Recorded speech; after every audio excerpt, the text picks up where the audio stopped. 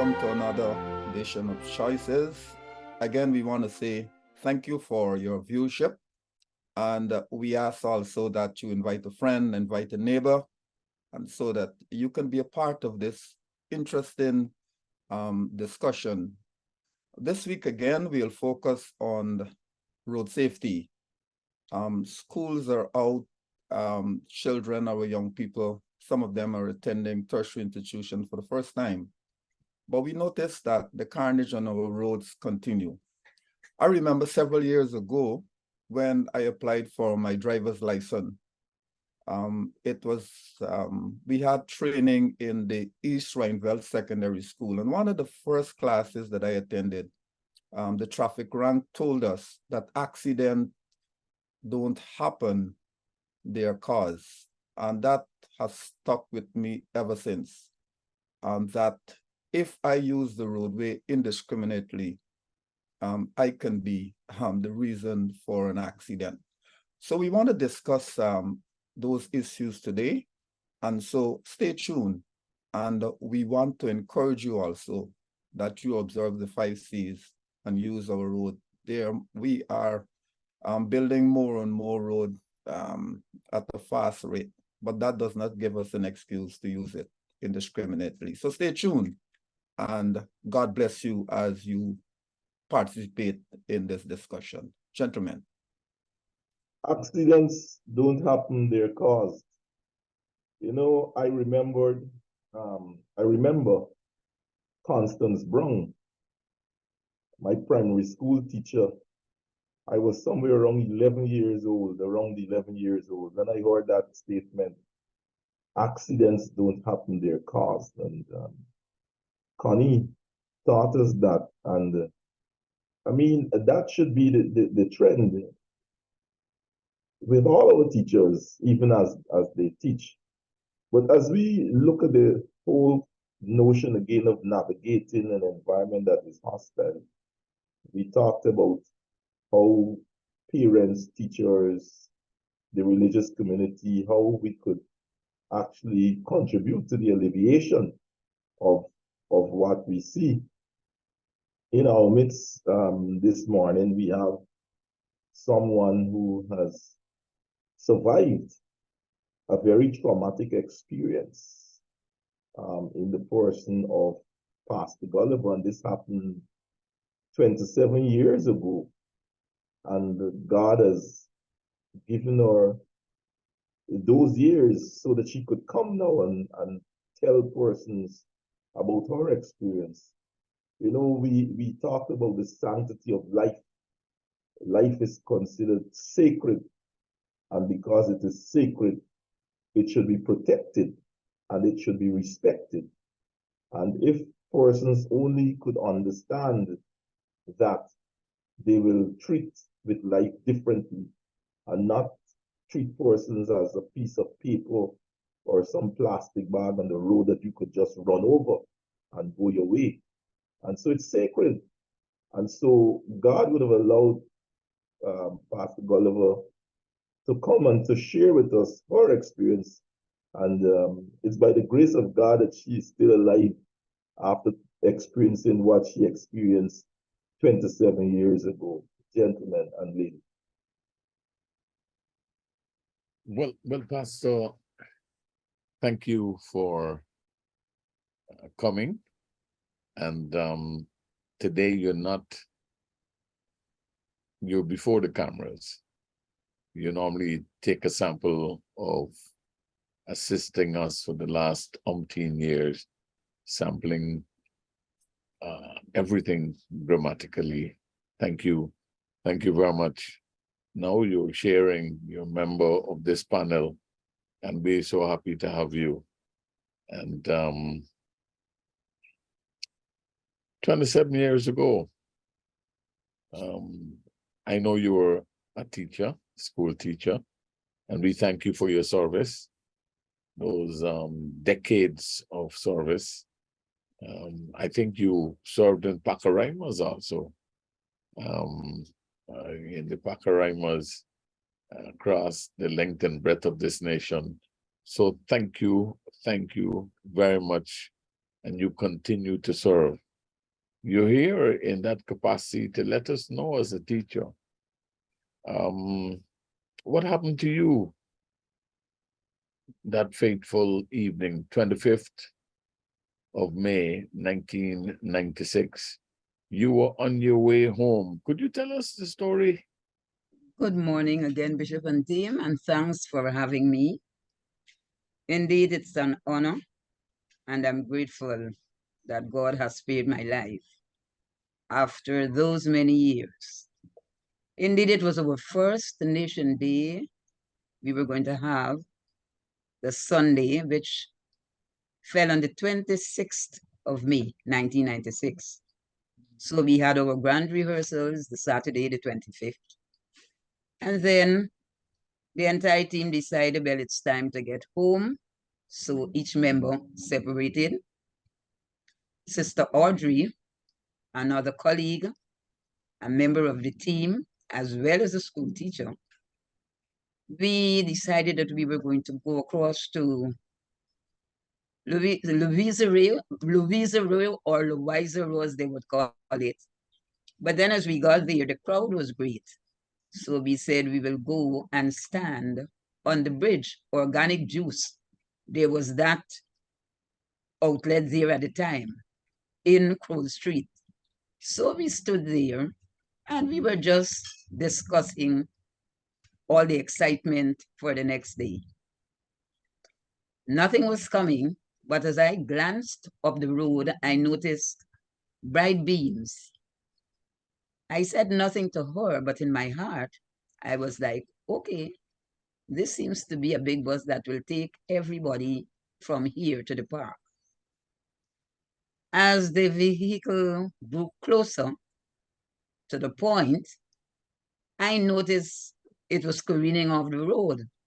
And in my mind, I was like, isn't the driver seeing? What is going on here? But it seemed as though it was far away.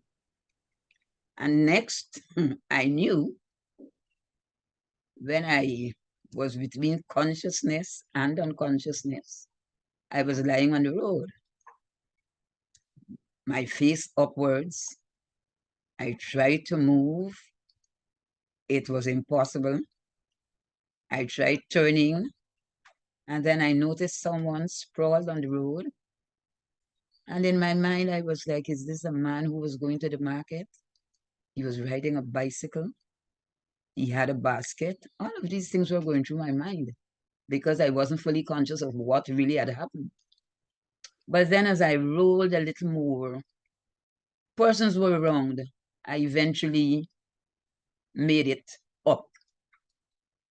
As I tried to stand up, I realized my legs couldn't take the weight of my body. All because my right knee was dislocated.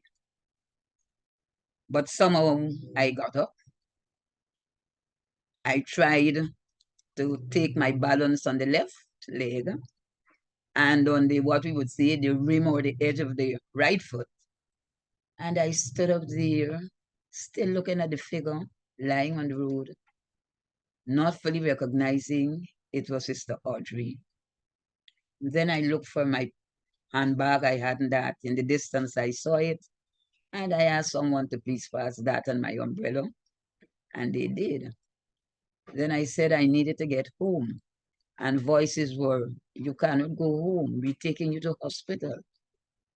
I was none the wiser what had happened. But someone was around with a car. And I was taken into the car, and on the way, like they sensed I was slipping in and out of consciousness. So they kept talking and I kept responding. When I got to public hospital, then is when the porter said, serious accident, all 11. So I was like, all 11 of what? Still couldn't understand what he was saying. He even pursued to say, who had kerosene? Somebody had kerosene out there. And then he said, it's you. I said, no, I never had a container. I just had what you see. I have no. He said, but it's you. That was because the gasoline was over me. And I wasn't even conscious of that. This is the tank of the The tank from the of bus, from the the bus. minibus. So that was all over my body, which I wasn't even fully aware of. I So couldn't really walk. you had a double miracle in terms of Indeed, you could have indeed. had a fiery death as well as suffering from injuries as a result of the accident. Injuries. My temple could have been bashed in. My eyes I should not have seen. All of that, but God. You are a miracle. Thank you. Thank you. Did the driver survive? The driver and the conductor, they both survived. Then I learned it wasn't the driver who was driving. It was the conductor because they had it was only the two of them in the bus. And it seemed as though they went to have their fun of smoking wherever. So I don't know if they saw 100 roads and they didn't see any commuters or what, but that was the end result. And it was someone who was at a building upstairs that was somewhat like a guest house or something like that, shouted, "Don't move the bus. Somebody's under there," because like they were going to drive away. And having heard that, both of them ran. So in the end, one was found in Stephen Housing Scheme and the other one was found in Kitty. Gentlemen, Amazing. all of us knew the late Sister Audrey Payne. I think she taught two of you, right? Yes, I know she taught me, and I know she taught Dr. Benjamin. We were both attending the school, Bajiville Secondary, and she taught us right down to third form. I can't remember, she was deputy head, but she was known for her discipline. She was very competent in English language and English literature, well trained, and we dare not go into her class without a professional attitude. She would discipline. Dr. Paul is here, he will be able to tell you. I'm thinking now that my work in English language might very well have started with her, because she is the one who engaged me from first right on to third form in the area of literature and English language. So to hear of her, the way she died, I wasn't there at the time, but it is very tragic to see such a talent, British trained, well qualified, competent, and to find the loss of her life in such a tragic manner is really a loss to our nation. And I see this pattern continuing in our state. It means what? We cannot do anything about it? I doubt it. I think we are more skillful. We have more wisdom to be able to deal with these kinds of matters that we see every day on our roads. I think she grew up in British Guiana. But yes, she grew up in British Guiana. She's a Bostonian girl. Yes, and my recollection is she went to UWI. Yes. Yes, and spent some time. Yes, she was trained in UWI. Pastor Gullah will be able to speak. And she spent, I don't know how much time, but she spent some time in Britain. I don't know how much of that time. I pay tribute this morning to a great teacher, a great educator, a great woman, great Guyanese.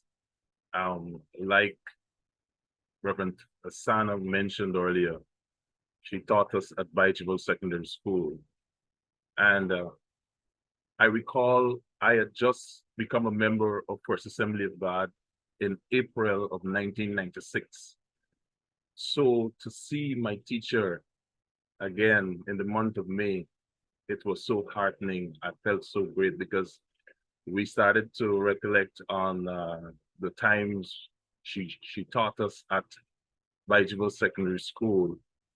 And it was such a joy to see her involvement because she was a very private person.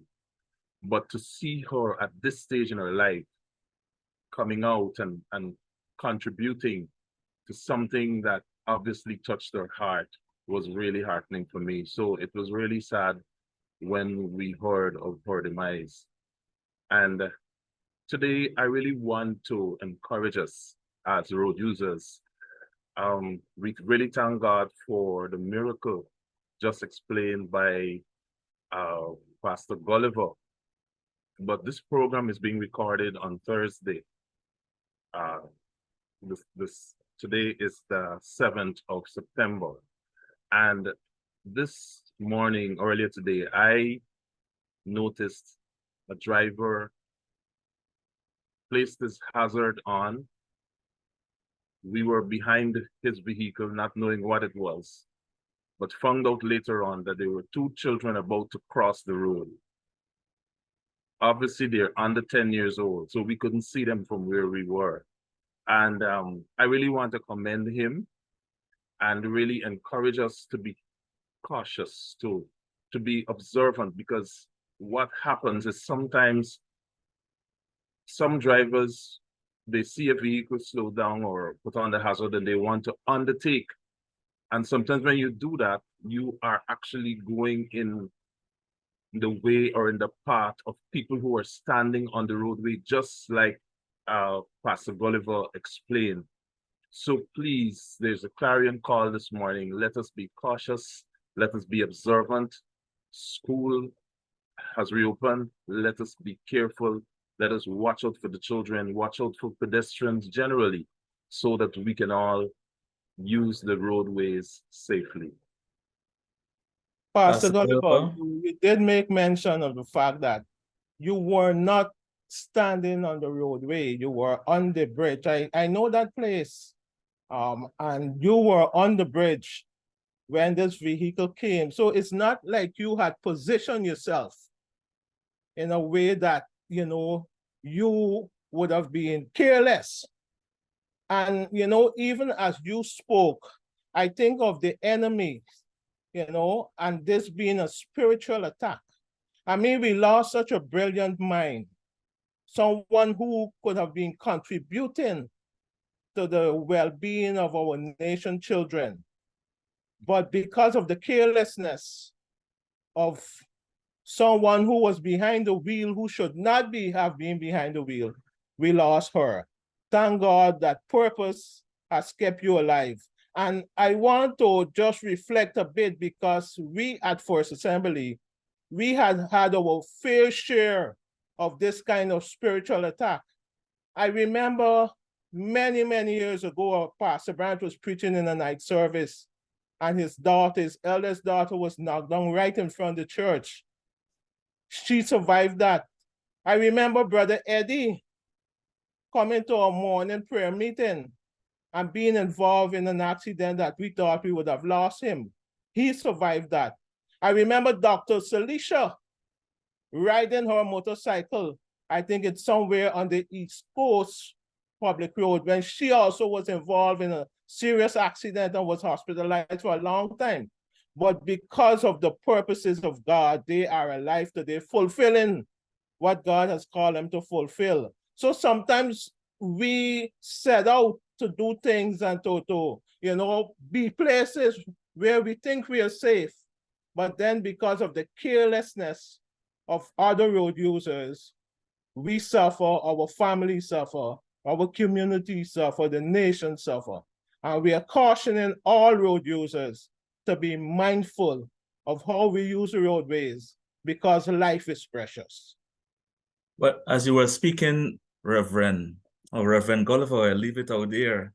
As you were speaking, the same thoughts that Elder Wesley had hit me. You did not place yourself in a compromising position. You were off the road, or off the roadway. You were on the bridge and you were discussing with your sister and your friend. And your sister and your friend also taught me in our latter years at the Bishop's High School. And I must admit that we used to give her a hard time, us boys there. I must admit that, but she did also teach me. So as you were speaking, and I want to pose this question to you as well for when I'm finished.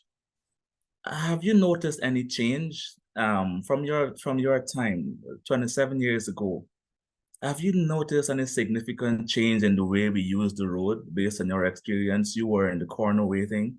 You mentioned the conductor, it was finally uncovered the conductor was driving, had no license.